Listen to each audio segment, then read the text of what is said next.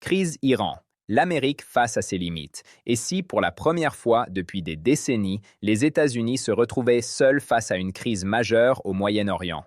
La tension monte entre Washington et l'Iran.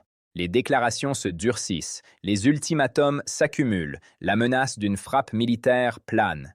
Mais derrière les discours politiques, une réalité plus inquiétante se dessine. Les États-Unis ont-ils réellement les moyens de frapper aujourd'hui? Ont-ils encore les alliés nécessaires pour soutenir une telle opération?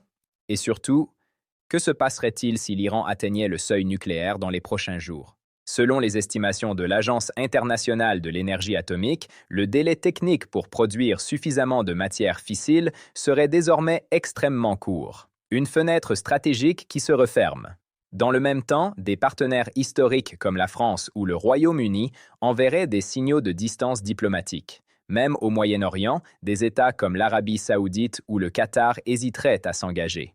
Le plus surprenant, cette crise ne se joue pas uniquement entre Washington et Téhéran. Pendant que l'Amérique semble isolée, le Canada de Mark Carney manœuvre sur le terrain économique mondial.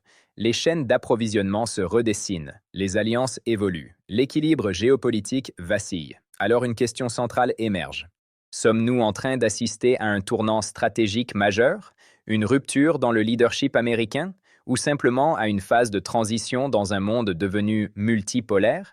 Dans cette analyse, nous allons décrypter pourquoi une frappe contre l'Iran pourrait être plus complexe qu'il n'y paraît, comment les alliés occidentaux redéfinissent leur position, le dilemme nucléaire imminent, et ce que cette crise révèle sur l'état réel du système international, parce que parfois,